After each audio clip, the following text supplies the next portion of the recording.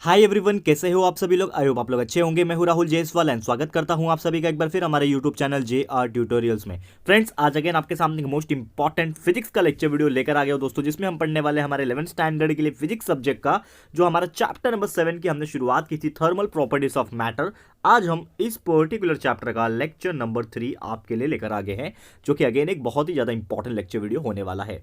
Okay दोस्तों, तो शुरुआत करते हैं आज के टॉपिक की, जो कि है हमारा थर्मल एक्सपांशन का topic. And basically thermal expansion क्या होता है ये स्टडी करेंगे, एंड कौन कौन से टाइप्स के थर्मल एक्सपांशन होते हैं ये भी हम लोग को आज के इस लेक्चर में कवर करना है। तो वीडियो बहुत ज्यादा इंपॉर्टेंट है, वीडियो को एंड तक जरूर से देखिएगा। तो चलिए शुरुआत करते हैं। तो जैसे कि आप देख सकते हो फ्रेंड्स कि थर्मल एक्सपांशन, तो थर्मल एक्सपांशन नाम में ही आपको दिख जाएगा। थर्मल का मतलब हीट, यानी because of heat the matter gets expanded. यानी वी नो दैट कि व्हेन मैटर इज हीटेड, कोई भी सामान हो सकता है मैटर में, चाहे सॉलिड हो, चाहे लिक्विड हो, चाहे गैस हो, कोई भी चीज अगर उसको हीट करते हैं तो it normally expands and when cooled it normally contracts. ये हमने बचपन में भी पढ़ा हुआ है, यानी कि जब आप 8th में 9th में जब रहे होंगे तो आपने एक एक्सपेरिमेंट देखा होगा। एक लाइक आयरन का एक बॉल जैसा एक शेप होता है, उसको अगर हम लोग हीट करते हैं तो पहले वो जो एक रिंग होता है उसमें से पास हो जाता है, लेकिन अगर बाद में हीट करने के बाद उसको पास करोगे तो वो पास नहीं होता है, क्योंकि क्या होता है कि वो बॉल जो होता है आयरन का, वो हीट करने के बाद उसमें एक्सपांशन हो जाता है, यानी उसका साइज बढ़ जाता है। और जब उसको आप कूल कर दोगे ना तो उसका कॉन्ट्रैक्शन हो जाएगा। यानी एक चीज इससे साबित हो जाएगा कि whenever we are heating some substance ना, it gets expand, and when we are cooling the substance it normally get contract. ये आपको याद होना चाहिए। तो व्हेन हीटेड, जब हम लोग इसको हीट करते हैं तो उसके जो पार्टिकल्स होते हैं वो क्या करते हैं, बहुत ज्यादा वाइब्रेट करते हैं। They vibrate very faster and force each other to move a little farther apart. यानी कि जैसे ही हमने हीट प्रोवाइड किया तो उसके जो पार्टिकल्स थे, जो मॉलिक्यूल्स थे, आपस में वाइब्रेट होके आपस में दूर जाने लगे। तो जैसे ही वाइब्रेशन हो गया तो एक दूसरे को फोर्स करके ये दोनों दूर जाने लगे, और इसी के लिए ये एक्सपांशन हो पाता है।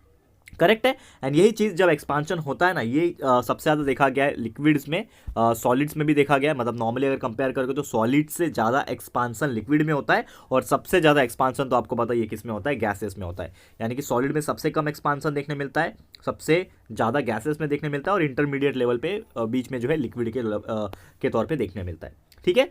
तो अगर कोई भी चेंज इन टेम्परेचर हो रहा है बॉडी का, और जिसके वजह से वो बॉडी के अंदर उसका डायमेंशन जो है वो चेंज हो रहा है, तो because of temperature change if any body changes it's dimension, तो या तो वो इंक्रीज होगा या तो डिक्रीज होगा। तो the increase in dimension of a body due to an increase in temperature is called thermal expansion. यानी कि अगर कोई भी पर्टिकुलर बॉडी का डायमेंशन यहाँ पे चेंज हो रहा है because of the heating purpose, तो आप क्या बोल सकते हो कि वो पर्टिकुलर ऑब्जेक्ट में क्या हो रहा होगा, एक्सपांशन हो रहा होगा, और वो चीज टेम्परेचर की वजह से हुआ। That's why it is called as the thermal expansion. Clear है।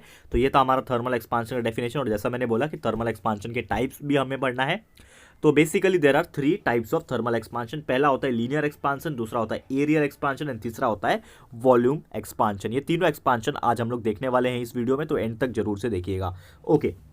तो सबसे पहला टाइप है हमारा लीनियर एक्सपांशन। तो लीनियर एक्सपांशन की बात करें, जैसे कि नाम से पता चल जाएगा कि अगर कोई भी एक्सपांशन हो रहा है उसके लेंथ में, यानी कि लंबाई जो होती है ना लीनियर वे में, अगर लंबाई कोई भी पर्टिकुलर मटेरियल का लंबाई अगर इंक्रीज हो रहा है because of heat, because of thermal energy, because of heat, अगर वो इंक्रीज हो रहा है तो उसको हम लोग क्या बोलेंगे, लीनियर एक्सपांशन बोलेंगे। क्लियरली। तो if the substance is in the form of a long rod, यानी कि लंबा जो रॉड होता है दोस्तों उसके फॉर्म में है, लेंथ एल मान लिया मैंने, समझ लो ये रॉड है मेरा, उसका लेंथ एल है, और then for small change delta T, यानी कि अगर हम इसका टेम्परेचर को चेंज कर रहे हैं, जिसको हम लोग डिनोट करते हैं डेल्टा टी से, तो जैसे हम लोग टेम्परेचर को चेंज करते हैं डेल्टा टी से, तो इन टेम्परेचर जो फ्रैक्शनल चेंज था डेल्टा एल अपॉन एल, जो लेंथ था हमारा, वो क्या हो जाएगा, डायरेक्टली प्रोपोर्शनल हो जाएगा डेल्टा टी से।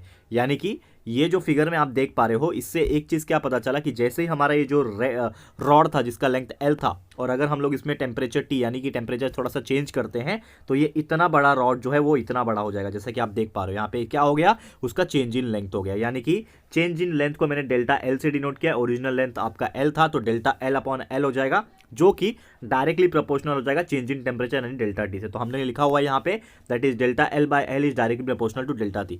तो आपको एक चीज पता होगा कि प्रोपोर्शनलिटी का जो साइन होता है ये वाला, इसको हटाने के लिए हमें एक कांस्टेंट से मल्टीप्लाई करना पड़ता है। तो यहाँ पे हमने वो कांस्टेंट से मल्टीप्लाई किया है अल्फा, तो delta L by L is equal to alpha multiply by delta T हो गया। तो अल्फा क्या है यहाँ पे, where alpha is called as the coefficient of linear expansion of solid, यानी कि सॉलिड के केस में जो कोएफिशिएंट ऑफ लीनियर एक्सपांशन रहेगा, कोएफिशिएंट मतलब जो उसका फैक्टर होता है जो इससे हम मल्टीप्लाई करके बताते हैं, वो यहाँ पे अल्फा है। तो ये हमारा रहेगा लीनियर एक्सपांशन का कोएफिशिएंट, और इसका जो वैल्यू होता है ना वो डिपेंड करता है कि मटेरियल का नेचर क्या है, उसके ऊपर डिपेंड करता है। तो अल्फा का भी फॉर्मूला हम लोग बता सकते हैं। तो अगर यहाँ से मुझे अल्फा का वैल्यू निकालना होगा तो क्या निकल जाएगा, alpha is equal to delta L upon L multiply by delta T, या फिर हम लोग ऐसा भी निकाल सकते हैं L T minus L O upon L zero L O T minus T zero, इसके फॉर्म में भी निकाल सकते हैं। तो इसके हेल्प से हम लोग सॉल्व कर सकते हैं। जैसे कि यहाँ पे आप देख पा रहे हो कि जो कोएफिशिएंट ऑफ लीनियर एक्सपांशन होता है ना सॉलिड का, बेसिकली अगर हम बात करें कि कोई भी सॉलिड का कोएफिशिएंट ऑफ लीनियर एक्सपांशन रहता है, वो हम लोग कैसे डिफाइन कर सकते हैं, दैट इज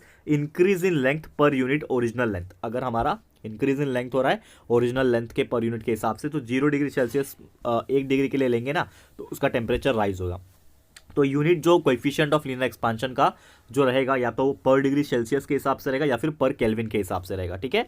और अल्फा जो रहेगा, alpha will be equal to L2 minus L1, that is the L1 आपका इनिशियल लेंथ होगा टेम्परेचर T1 पे, और L2 आपका फाइनल लेंथ रहेगा टेम्परेचर T2 पे। तो ये फॉर्मूले से भी हम लोग अल्फा का जो वैल्यू है वो निकाल सकते हैं। क्लियर है दोस्तों? तो उम्मीद करता हूँ कि आपको ये चीज़ समझ में आ गया होगा, लीनियर एक्सपांशन क्या होता है, उसके फॉर्मूलेस क्या होते हैं एंड क्या होता है इसका एक्सप्रेशन। ओके, अब इसी के बेस पे एक छोटा सा न्यूमेरिकल है, उसको भी हम लोग सॉल्व कर लेते हैं, कोशिश करते हैं आपको बताने की। तो एक मेटल रॉड दिया है जिसका लेंथ हमें 27 डिग्री सेल्सियस पे 4 सेंटीमीटर दिया हुआ है।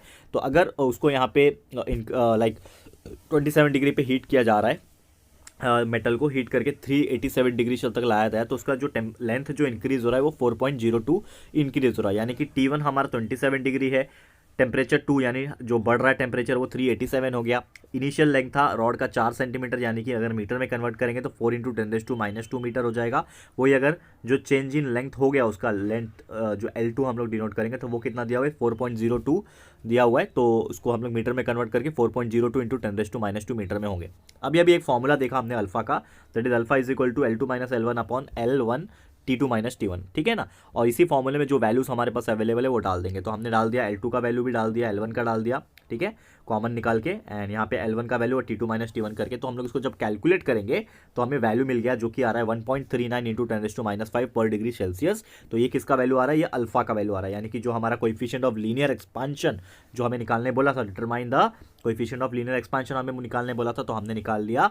कितना आ रहा है, 1.39 इंटू 10⁻5 पर degree Celsius. This is the final answer. Clear है गाइस? तो उम्मीद करता हूँ कि ये भी चीज़ आपको समझ में आ गया होगा।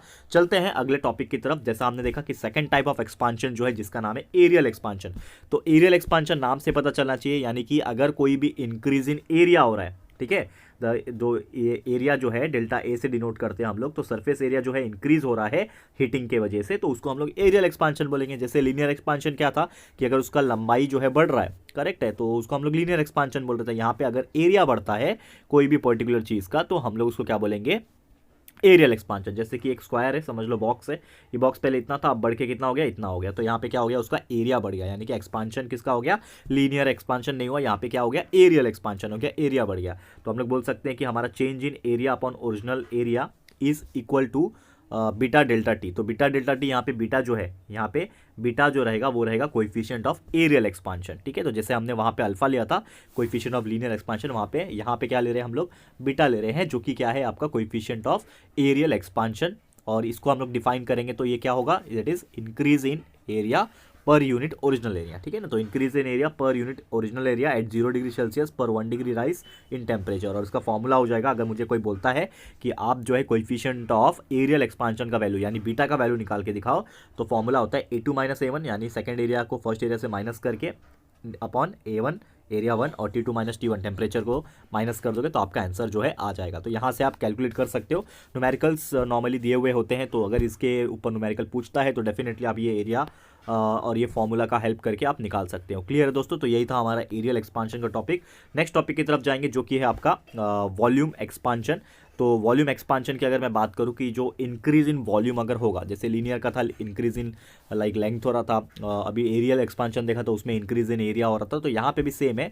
वॉल्यूम एक्सपांशन में आप क्या बोल सकते हो, जब भी आप कोई भी मटेरियल को हीट करते हो और उसके वजह से यहाँ पे उसका वॉल्यूम इंक्रीज अगर होता है, यानी that increase in volume due to the heating is called the volume expansion. और इसको एक और नाम से जाना जाता है cubicle expansion.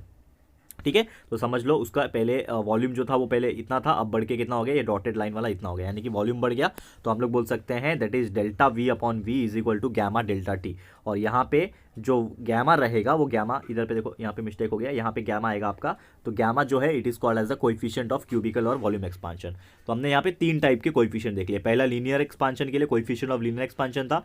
Second aerial expansion के लिए कोएफिशिएंट ऑफ क्यूबिकल, और या फिर हम लोग जो दूसरा नाम था नॉट क्यूबिकल, एरियल एक्सपांशन था। और यहाँ पे तीसरा है तो कोएफिशिएंट ऑफ वॉल्यूम एक्सपांशन या फिर क्यूबिकल एक्सपांशन, इसको हम लोग बोल सकते हैं। और इसका कोएफिशिएंट जो रहेगा नॉर्मल, इसका वैल्यू तो हमें पता ही है। तो क्यूबिकल एक्सपांशन जो सॉलिड का था, इसके लिए हम लोग उसको क्या डिफाइन कर सकते हैं, that is increase in volume per unit original volume at 0 degree Celsius पर 1 डिग्री राइज इन टेम्परेचर। तो अगर हमने माना कि V1 जो है वॉल्यूम का, यहाँ पे कोई भी बॉडी का V1 जो है वॉल्यूम है एट T1 डिग्री सेल्सियस पे, और V2 जो है वो हायर टेम्परेचर पे वॉल्यूम है, तो हम लोग यहाँ पे जो हमारा कोएफिशिएंट ऑफ वॉल्यूम एक्सपांशन होता है ना, या फिर क्यूबिकल एक्सपांशन जिसको गैमा बोलते हैं, तो गैमा 1 का हम लोग वैल्यू निकाल सकते हैं, that is V2 minus V1 upon V1 T2 minus T1 के हिसाब से। और यहाँ पे गैमा 1 क्या है, कोएफिशिएंट ऑफ वॉल्यूम एक्सपांशन, जो कि T1 डिग्री सेल्सियस पे रहेगा। क्लियर है दोस्तों। तो उम्मीद करता हूँ कि ये जो हमारा थर्ड टॉपिक था जिसका नाम था कोएफिशिएंट ऑफ वॉल्यूम एक्सपांशन या फिर क्यूबिकल एक्सपांशन, और ये जो टॉपिक था हमारा कौन सा, दैट इज़ जो हमारा एक्सपांशन का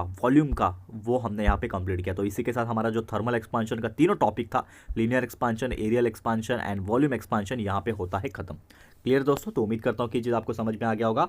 तो thank you so much for watching this video. We will study relation between the coefficient of expansion. जो भी हमने आज पढ़ा उसके बीच में रिलेशंस भी होते हैं कोएफिशिएंट एक्सपांशन के बीच में, तो उसके बीच में कैसा रिलेशन होगा, क्या आएगा, डेरिवेशंस, एक्सप्रेशन, सब हम लोग पढ़ेंगे हमारे अगले लेक्चर में। तो आज के लिए इतना ही। Again thank you so much for watching this video, and उम्मीद करता हूँ कि आज जो भी टॉपिक्स हमने पढ़ा है ये आपको समझ में आ गया होगा, एंड डेफिनेटली आप उसको यूज़ करोगे एंड आगे अच्छे से उसको पढ़ाई करोगे।